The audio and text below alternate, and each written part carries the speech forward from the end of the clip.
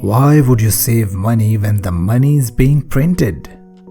तुम पैसे क्यों बचाना चाहते हो जबकि पैसे ऑलरेडी छापे जा रहे हैं?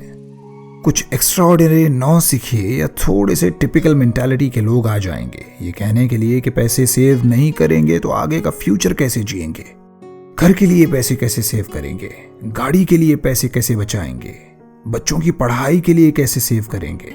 मिस्टर और मिस और मिसेस हुएवर यू आर, पूरा वीडियो आखिर तक देख लेना और बात समझ आई, पसंद आई तो लाइक का बटन है, नहीं पसंद आई तो डिसलाइक का बटन है और कमेंट सेक्शन भी है अपनी दिल की भड़ास निकालने के लिए।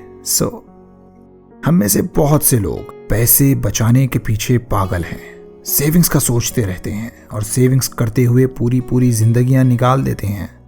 लेकिन क्या हम में से कभी किसी ने ये सोचा कि हमारे सेव किए वो पैसे हमारे किसी काम के हैं या नहीं, या हमारे किसी काम आएंगे या नहीं? अगर हमारे वो पैसे हमारी सेहत ना सुधार पाए तो, अगर वो हमारे कुछ नया सीखने के काम ना आ पाए तो, अगर हम वो पैसे ऐसी जगह इन्वेस्ट नहीं कर सकें जहां से रेगुलर रिटर्न्स हम हासिल कर सकते हैं तो, आजकल एक बहुत ही बेसिक सी मेंटालिटी के साथ हम जीने लगे हैं।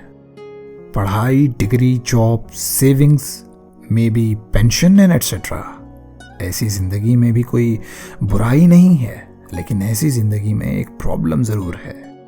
प्रॉब्लम यह है कि क्या हम ऐसी आम सी एक ऑर्डिनरी सी जिंदगी खुद के लिए चूज कर सकते हैं?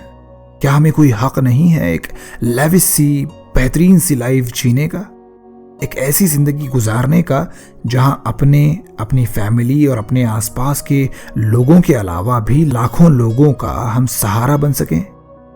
बिल्कुल है। हम में से हर एक इंसान ये डिजर्व करता है कि वो एक ऐसी जिंदगी जिए कि उसका नाम उसके इस दुनिया से चले जाने के बाद भी लोगों की जुबानों पर हो और लोग उसके जाने से उदास हों।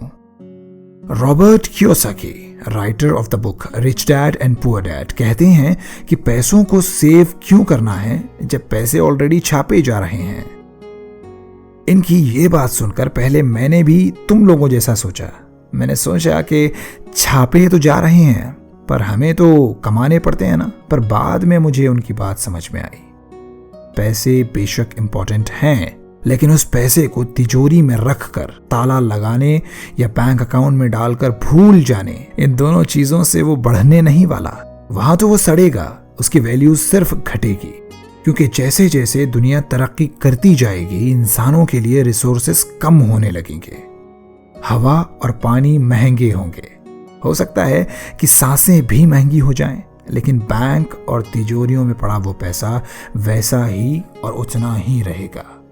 देखो, पैसों को सेव नहीं करने से मेरा ये मतलब नहीं है कि तुम फजूल खर्ची करो, अपना पैसा यहाँ वहां उड़ाते फिरो, इसे उसे दे दो या अपने पैसे को कहीं ऐसी जगह खर्चा करो जो तुम्हारे लिए सही नहीं है।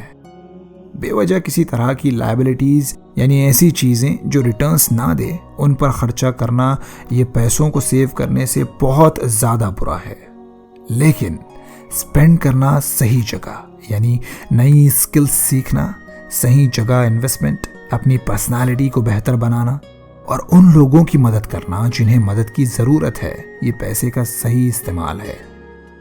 सबसे ज्यादा सही तरीका मेरे हिसाब से पैसों को इस्तेमाल करने का इन्वेस्टमेंट है, एक सही तरीके से और प्लान्ड इन्वेस्टमेंट।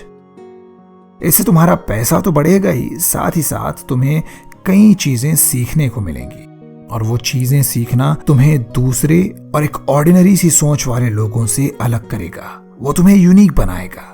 अब ये तो हो गई बात पर्सनल लेवल्स पे, लेकिन इसके अलावा भी क्या कभी सोचा है आपने कि पैसों से ज्यादा इंपॉर्टेंट साफ हवा है, ऑक्सीजन है, साफ पानी है, नेचर की वो खूबसूरती है जिसमें हम सुकून के साथ डूब से जाते हैं, ताजा और साफ सब्जियां हैं। ये बातें हम इंसानों को कोविड ने कुछ हद तक सिखा जरूर दी है।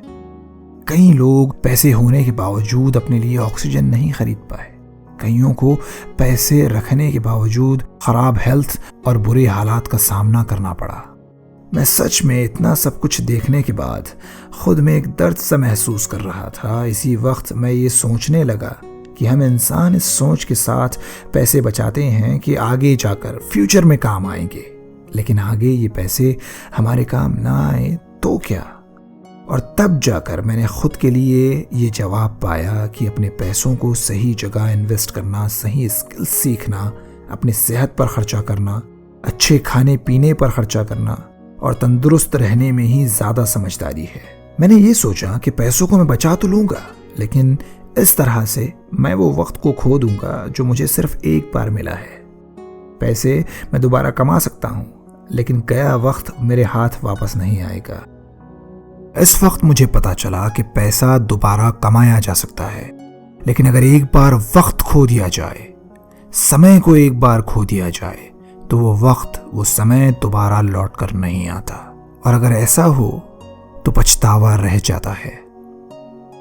और इसीलिए मैंने अपने आप से कहा कि मैं पैसों से अपने लिए, अपनी फैमिली के लिए वक्त खरीदूंगा, मैं उनके लिए खुशियां खरीदूंगा, मैं अपने बिजनेस को सही करूंगा, मैं अपने बिजनेस को बड़ा बनाऊंगा, अपने आप पर खर्चा करूंगा, मैं अपनी पर्सनालिटी को बेहतर बनाऊंगा, मैं अपना स्किल सेट बढ़ाऊंगा, नई नई चीजें सीखूंगा और इन सब चीजों पर मैं खर्चा करूंगा।